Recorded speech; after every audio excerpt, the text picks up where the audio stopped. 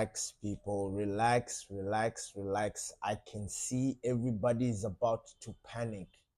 And Don Benito is here to just calm things down. Like, can we just relax, take a deep breath, and think and see things through? And I totally understand. I know. Everybody's off to a blistering start, and Manchester United is not. Why? Again, we've started off the season in a very weird and poor way. Again, this is the third time. Like, there's a lot going on, and especially for those that have been supporting Eric Ten Hag, you guys are losing your mind. Like, you're like, what have we done? Right? I get it.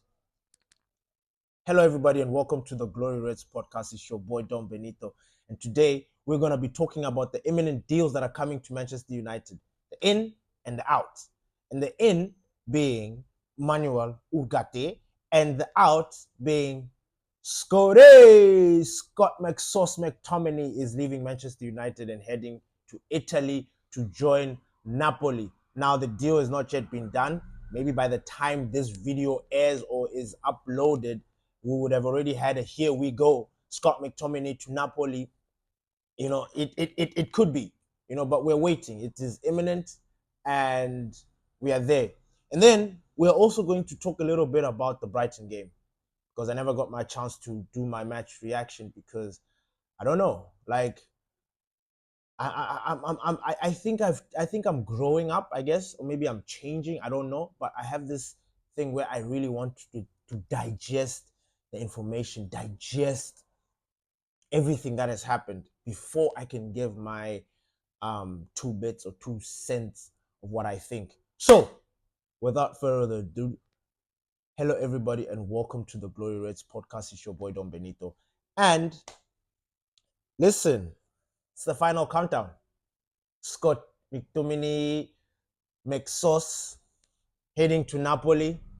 Like, I don't even know what I need. I don't even know how to express this because, Scott McTominay is a very unique kind of player. Unique in the sense that, since breaking out into the first team, since coming from the academy, he was the kind of player that was given the nod by greats. Sir Alex Ferguson, Jose Mourinho gave him his debut, if I'm not mistaken. And every other manager that has come in to close proximity to Scott McTominay has only had beaming words for Scott McTominay. Now, Scott McTominay, unfortunately, has been a player that has divided opinion and I don't want to say the fan base because I don't know how much of the fan are like, oh no, we want Scott to stay, and I don't know how much of the fan are like, no, we want Scott to go.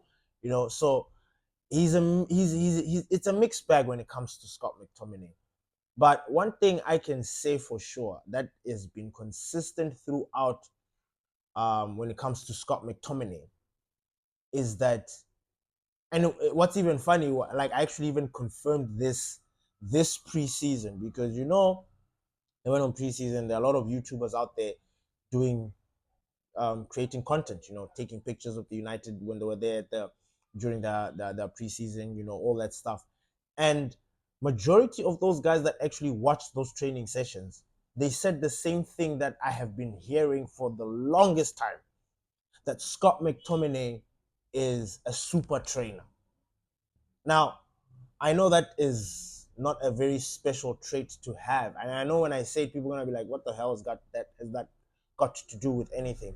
Well, it has everything to do with everything because managers pick players that train hard.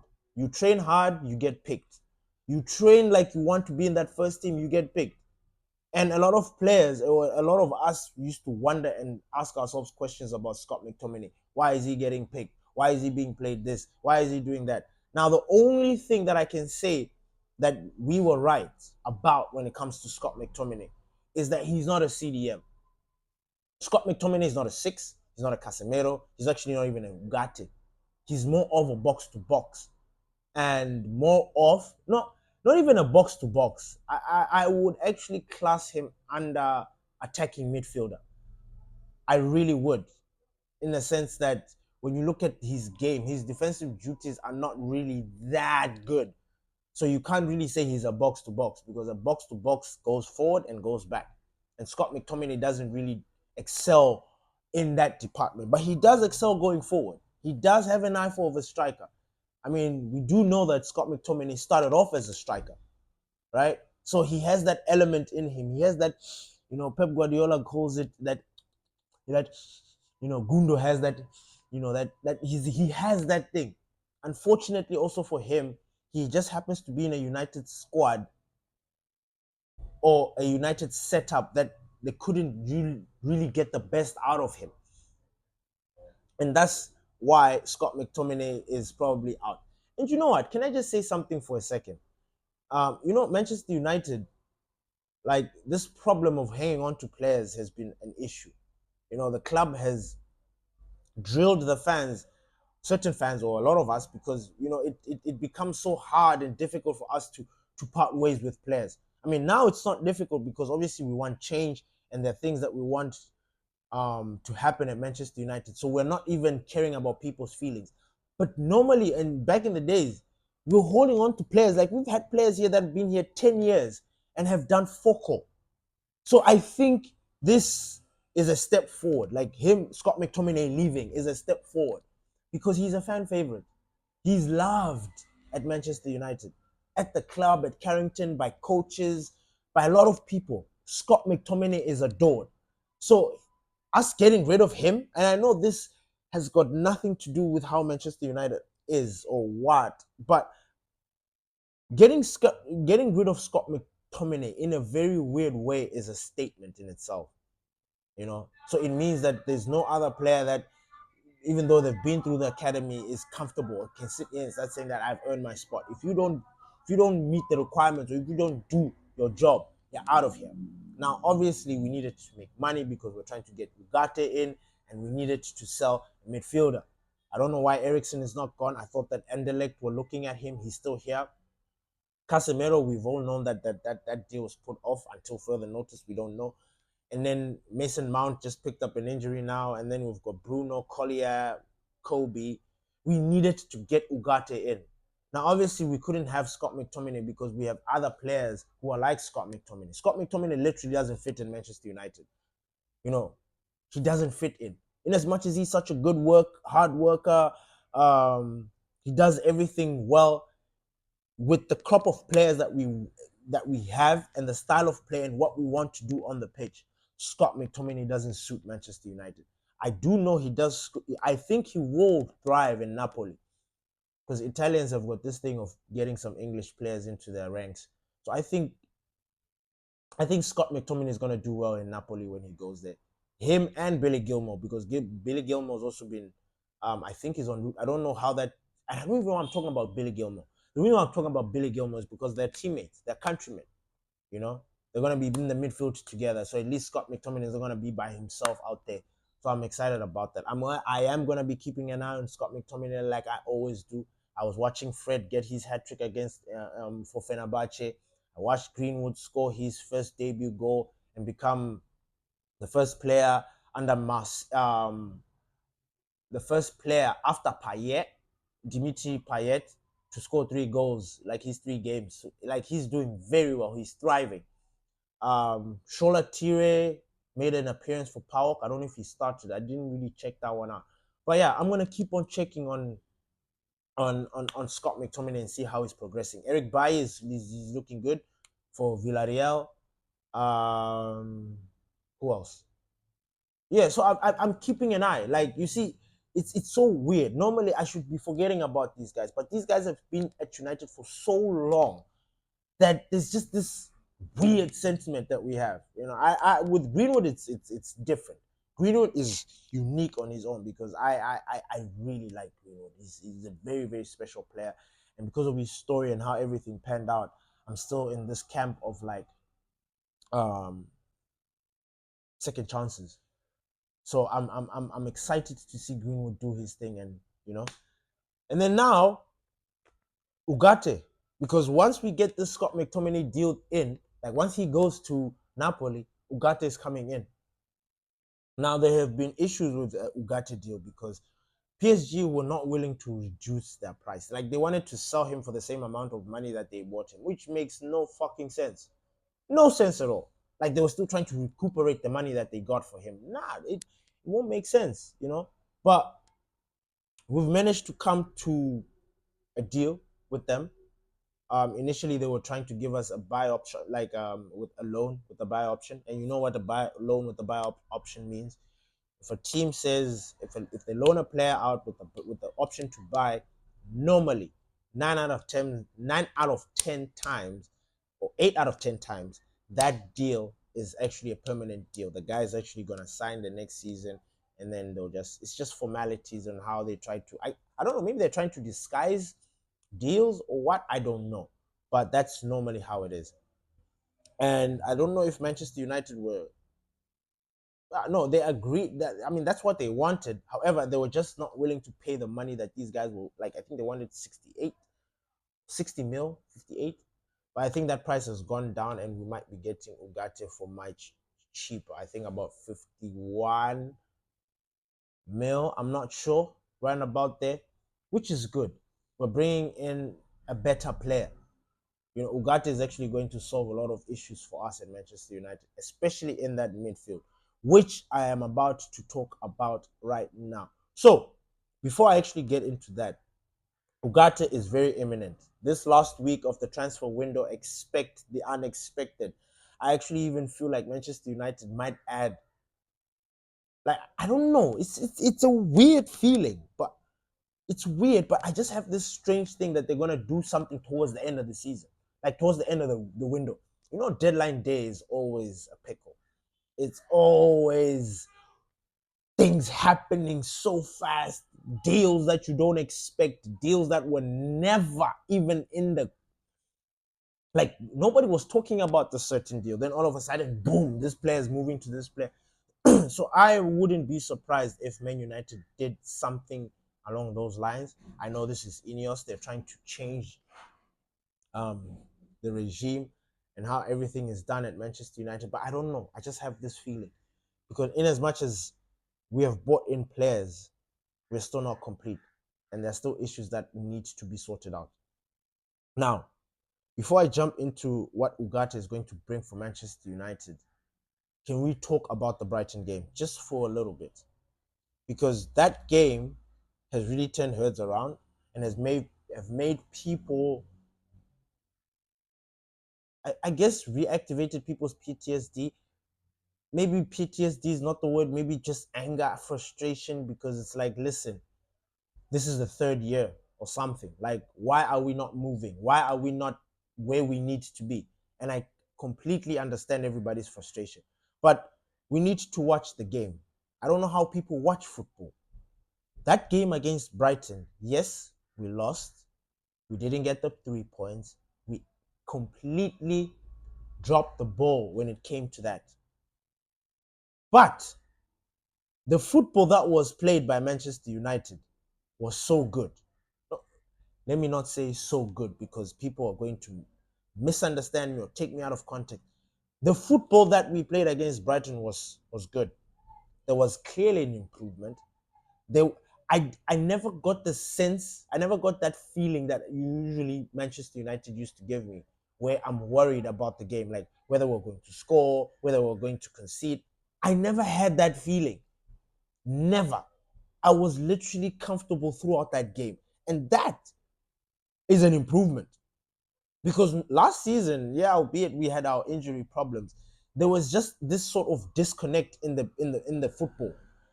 Like the individual players were not coming together a, a, a as a machine. They were not. It was just individual, and even in those individual moments, they were so broken. The individual moments were so broken that it was difficult to. But this time around, things are different. This Manchester United is not the same. We were playing way better. I think for majority of that game, we were dominant. We dominated that game. Unfortunately for us, we couldn't score. Now, this is where I want people to relax and come in because we absolutely understand. And I as you know, I'm Eric Ten Hag in. I'm not gonna sit here and start saying that I want Eric Ten Hag out because I don't. I don't. I am not as angry as some of you who want to be proven a point. You want Eric Ten Hag to fail, to continue fucking up so that you can get him out, which I totally understand. And I'm backing the manager, by the way. I back Eric Ten Hag. But I'm not gonna sit here and say what he did this weekend was not bullshit. It was bullshit. It was bullshit. Eric Ten Hag dropped the ball against Brighton. It starts off from the team selection right up until the substitutions and all those things. Because we United fans, we watch football. We are watching, we see. And we have known as a collective, the United fans, we know our best wingers right now, right here, right now, are Ahmad and Garnacho. Those are our best wingers. I don't think there's any United fan that can sit here and say that, nope, that is a lie. I don't think so. So already, that is problem number one. Because what did he do? He picked Rashford. He picked Rashford over Garnacho. And I will never understand why. We'll get into Sancho.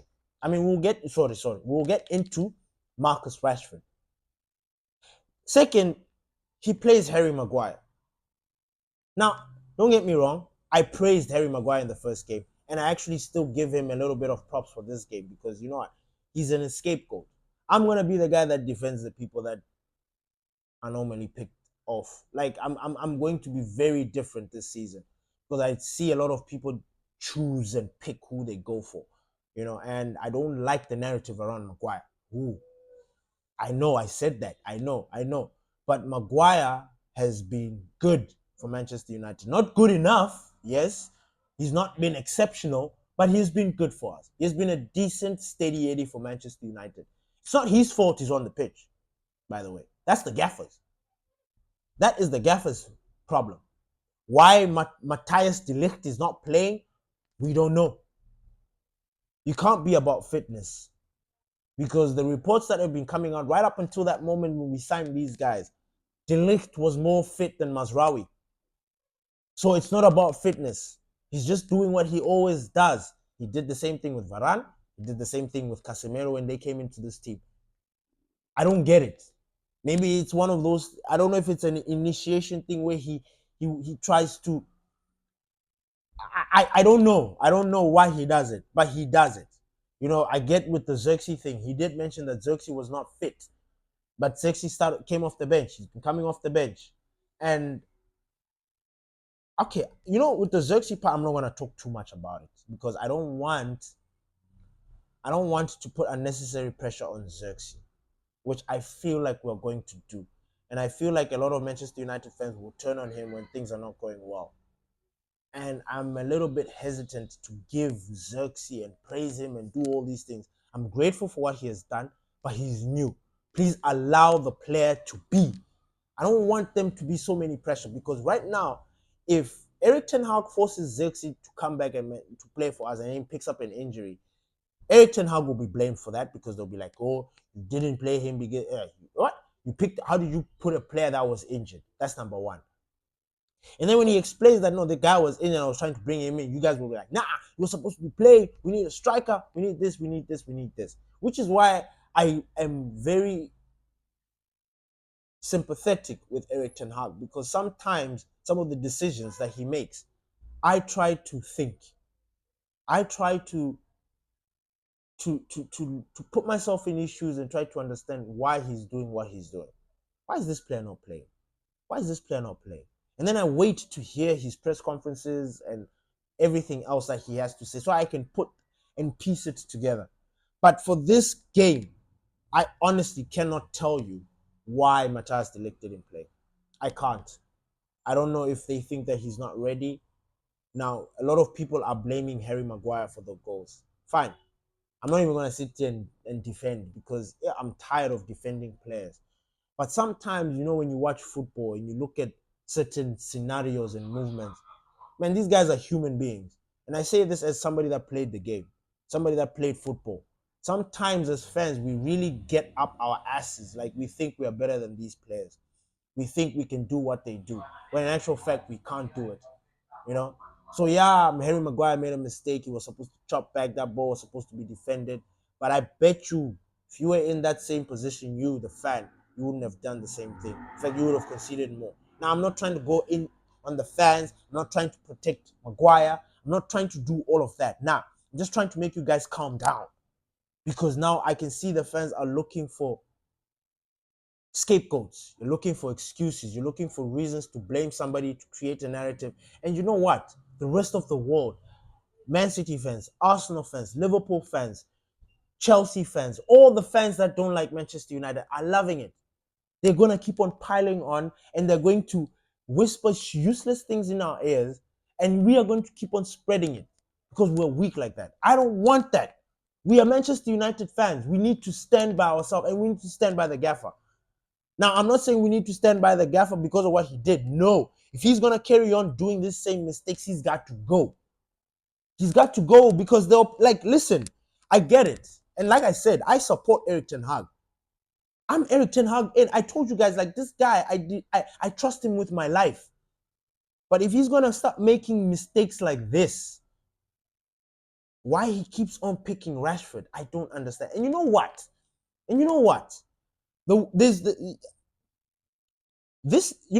Players don't get called out enough.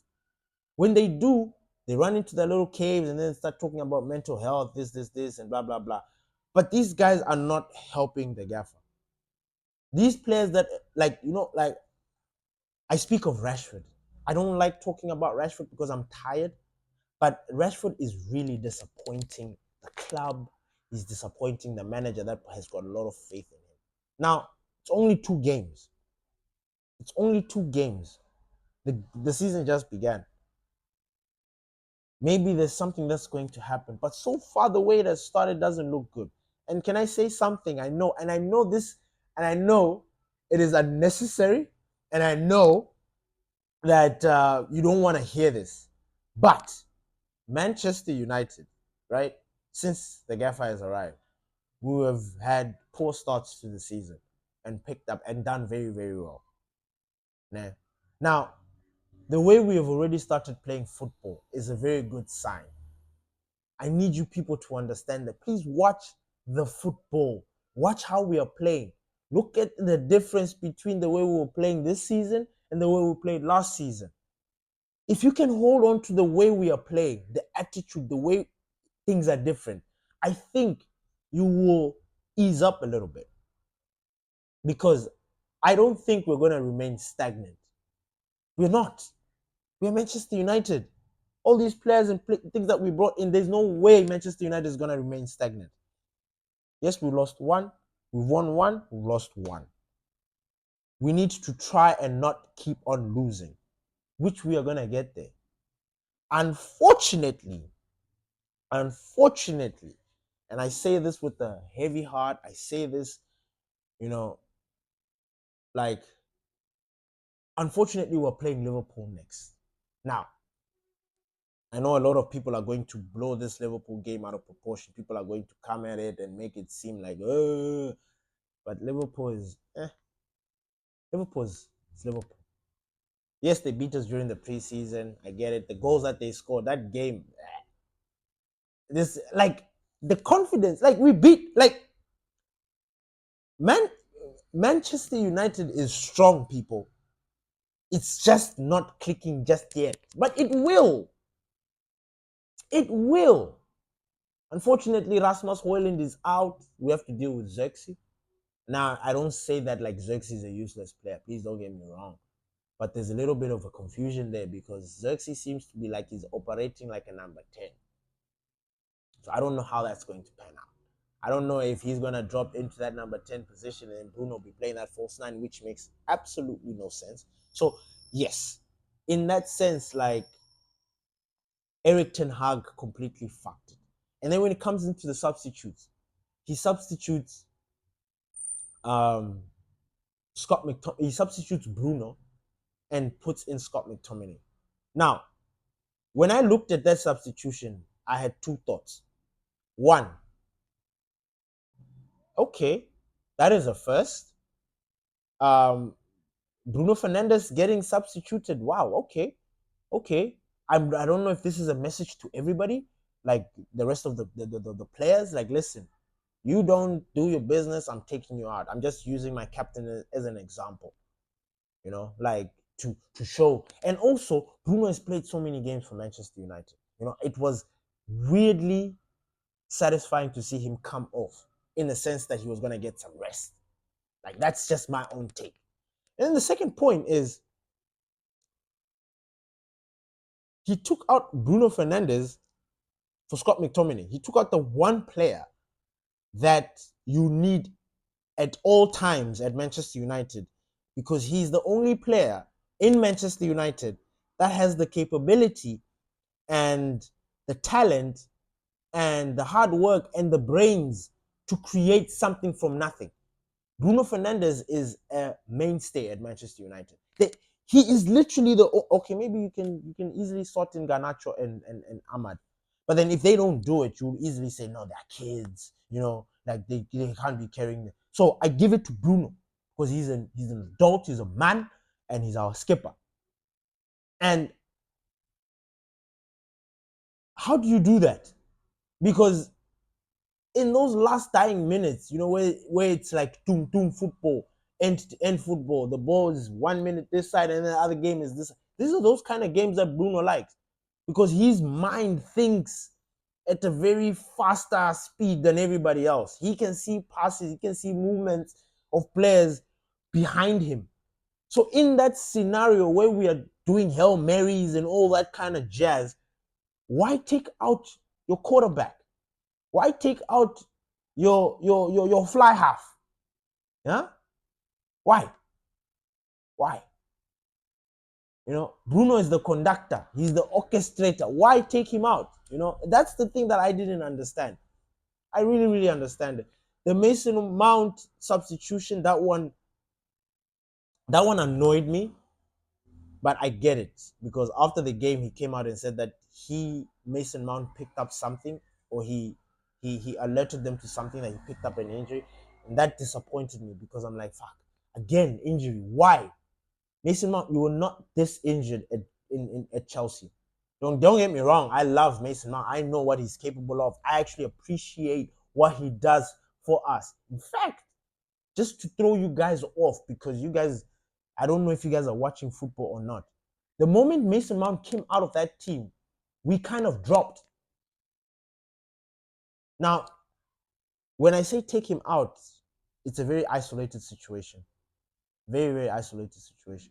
Mason Mount was helping defend from the top for the game. He kept our opposition busy in their half, between their half and the halfway line. That's what Mason Mount was doing. Obviously, he wasn't alone. Bruno and them were there. But then when you look at Mason Mount's game, pressing, shielding, making sure that these guys don't make these passes, cutting these lines so that there's no passing line, he was doing all of that. And we were very, very comfortable at the back. Things were all right. Brighton had no fucking... They were playing football, yes, but they were not getting at us. That's my point. They were not getting at us. They were having, yes, their opportunities, and they were clinical, yes. But they were not getting at us like they usually do, or what they always do. They were not. Mason Mount comes off, the pressing up top disappears. Those guys push up front, come to Manchester United and come at us. They come at us. They come at us, and they just kept on coming. And Manchester United, when there's now that dysfunction there, we don't get things right, and then things are just all over the place. And that's what happened. The situation with Delo playing at left back, like, I don't know what to think about it, because the transfer window is ending. It's closing. And we're still not bringing in a left back, or still not thinking about bringing somebody on loan to come and sort that out. So we can have the balance that you're looking for, Eric. You've always talked about balance in this and this. You want a left-footed center back at the left side, or a right-footed this and that side. You want a left-footed full back. And, you always want this for balance. Why are we not getting urgency from you guys? Why are you not telling us what's going on? Because Luke Shaw, him being unfit, Malacia not yet ready. Amas, we're not even talking about him. We're not even having him there. Why? I don't know. We keep on having Delo there, and then we want to complain. So I don't understand why Eric Ten Hag did what he did. Now, you can call it a manager's whatever, every manager. And here's the thing that pisses me off the most. Not about Eric, about the reaction to Eric making mistakes. Eric Ten Hag is not the first manager to make mistakes. He's not. And I don't think he's going to be the last manager to do it. Making mistakes is part of the job. You know what I mean? It's part of it comes with the territory. Pep Guardiola made a lot of mistakes in his career. He made a mistake in a Champions League final playing a certain player instead of playing this certain player. He got shit for it, but nobody's getting. I mean, yeah, he won the Champions League, but he didn't win it that year. He fumbled it. For 3 years or 4 seasons, he was fumbling the Champions League final because of him trying to be funny, trying to be too clever, trying to do this and that. Eric Ten Hag also did that. I'm not saying that Eric Ten Hag deliberately tried to be clever. No, he just made made mistakes. The substitutions were mistakes. Even Bruno coming off, you saw that. He had a little smirk on his face. Even I was like, what? Bruno? I was like, what? Really? You take out Bruno and you leave Casemiro. Like, that already should just show you. And don't get me wrong, I still love Casemiro. I'm not trying to say that Casemiro is a bad player. But for us right now, I don't know. I don't even understand how he managed to stay on that pitch yesterday. I mean, on that day. I don't know. Kobe looking tired towards the end of the game. Like, I didn't understand it. Why didn't we make these substitutions earlier? So honestly, this loss for me, I don't blame it on the players solely because Eric Ten Hag was at the wheel. Eric Ten Hag was handling that team. Eric Ten Hag made those choices, not anybody else. And he needs to take full ownership for that. Like, we were not happy, especially for us supporters that have been with him, that have been advocating for him, that have been supporting him and saying that he needs to stay. We were very, very let down by the choices that he made. And then also coming out and saying some of the things like, dude, like, we get it, but don't try and mess with us. Like, this is about Manchester United. And the sooner you start realizing that some of those players on that team will actually get you sacked, like, the sooner you realize that, the better it is going to be for you. I swear. Because playing Rashford and making Garnacho bench, and then when we watch Garnacho come on and make the impact that he does, is really driving people crazy. And these are the sort of things that will get the gaffer sacked. These are the things that will get the gaffer. These are the sort of decisions that will push a narrative. Because already they've started. They've already started. They're already out for your head. Now you need to stop playing favoritism. Sancho gave you his best season in his first season for you. That was it. You're not going to get those numbers again. Like, if you do, salute. Good work to you, Van Hacker and Ruud van Nistelrooy, for getting the best out of him. But for Rashford, is clear. He's clear. Like, for what we are looking for at Manchester United, he is clear. Don't get me wrong. Rashford has got the talent. He has it. He's got that, he's got that, but Hades. We can't keep on waiting. We can't. Son already on 2 goals. Haaland is already on what? 4 goals. Like, people are scoring. Like, the usual culprits. Mo Salah, Jota, Luis Diaz, Son, even Bissouma, Saka. What? Like, the usual culprits are scoring. They're on the board. What about Manchester United? Nothing. We don't have usuals. Our usuals have now become so weak, it is scary. So, the loss to Brighton, 100% the gaffers. Like, and when I say 100% the gaffers fault, I mean it in that way. in the sense that if he didn't pick Rashford or Delete or Maguire or made the substitutions that he did, like that game would have been different. I guarantee you that game would have been different. I honestly don't think Welbeck would have had it comfortable like he did. Now I'm not saying like that's taking away from the, but I don't think so. I honestly don't think so. So yeah, I am not very worried. I'm not panicking at the moment. Like if we see now with Liverpool, now he has to go and win. We need to come up with a result against Liverpool. There has to be a result against Liverpool. Either we win or we draw. But then we cannot go into the international break on 3 points out of 9. It makes no sense. It makes no sense. So the Liverpool game is going to be very, very tough. I honestly don't know how it's going to pan out, but I'm not worried. I'm not worried. In the like Liverpool used to they used to terrify me. Like Klopp's Liverpool, Sadio Mane, Bobby Firmino, and Mo Salah Liverpool, Wijnaldum, um, Wijnaldum, Fabinho, and who's the other guy? Henderson. That Liverpool, that Liverpool was scary. That Liverpool was terrifying. That Liverpool put their boot on your neck and don't remove it. This one, it has the potential of being that, but miss me with that. Miss me with that. I am not scared of this Liverpool, and it is crunch time. So these boys need to get their shit together because the game against Liverpool is going to cause a lot of drama. It's going to cause a lot of shit. They're gonna look when Man United lose that game against Liverpool. If we do, there's gonna be Eric Ten Hag out. The movement for Eric Ten Hag out. Um, we're gonna be linked to some players. The transfer window is over, but we're gonna be linked to some players. Oh, Manchester United are looking into doing this, and securing this. We're gonna be getting a lot of that. Then we're just gonna be getting a full week of people talking shit about Manchester United. Yeah, delusional fans, this, delusional fans, that. We told you to. This guy's not a coach. We said this. And you know what the funny, crazy thing is?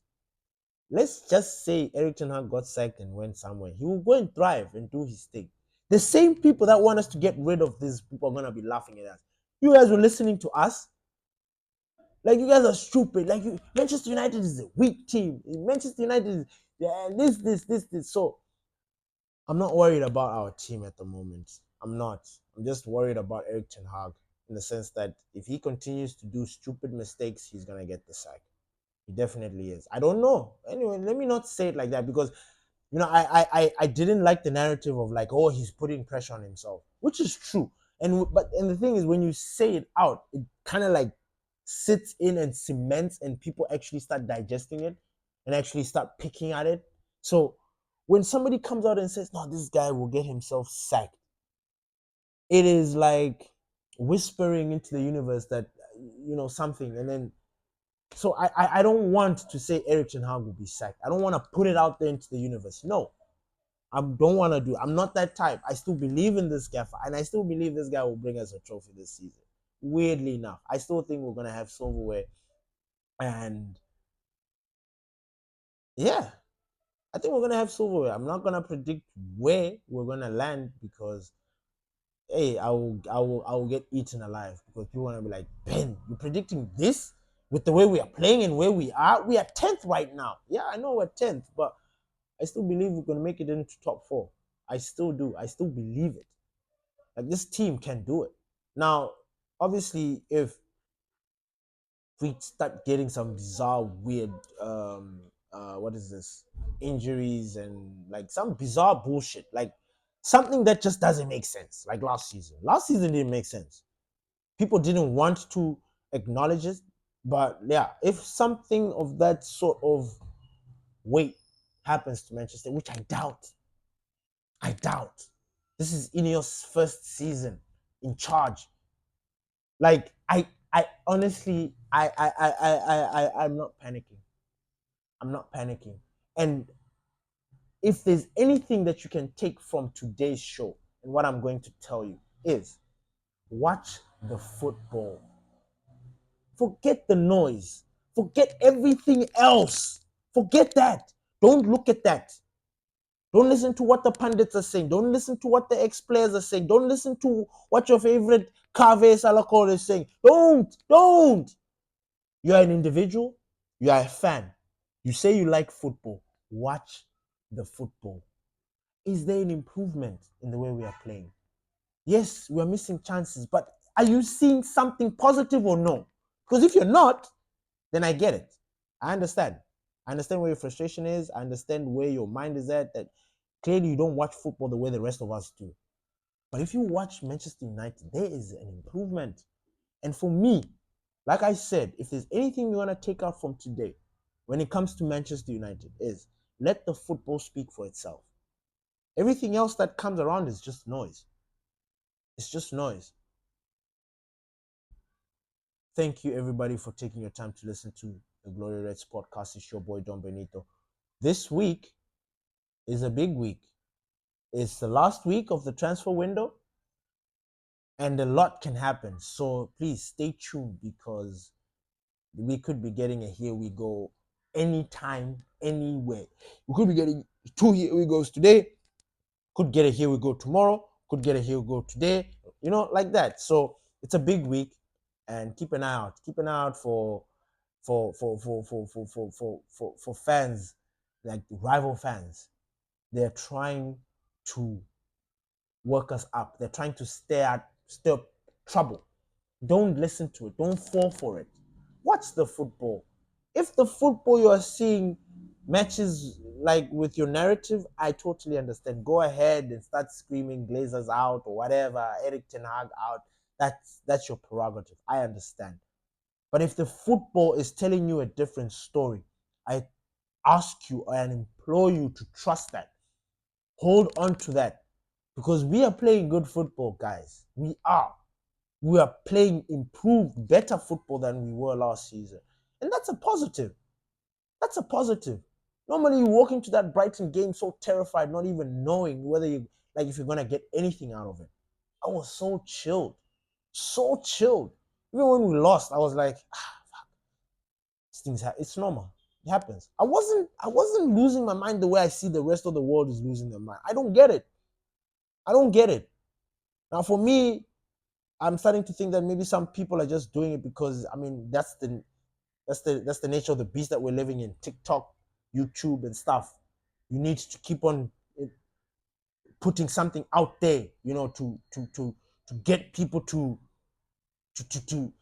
engage, whatever. I don't know, but sometimes you just need to take a step back, analyze, look at the evidence, and draw up a conclusion.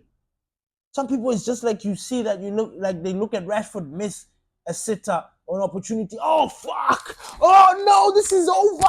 No, you throw a fit. Like, we're not going to win. Like, nah. But did you see how Rashford got into that position to miss that sitter? Take positives. I'm not being naive. I am not.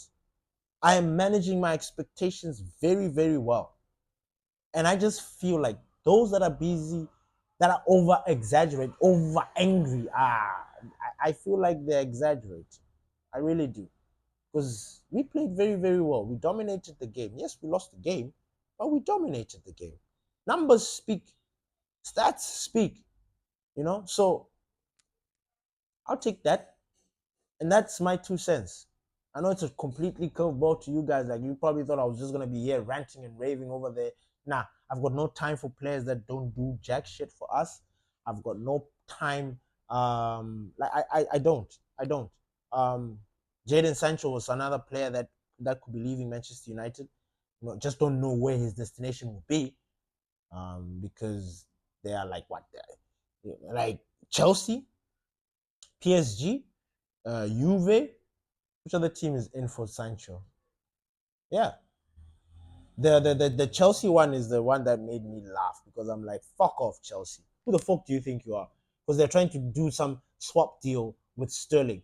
Sterling, who is what? Like 5 years or 6 years older than Sancho? Like, Really?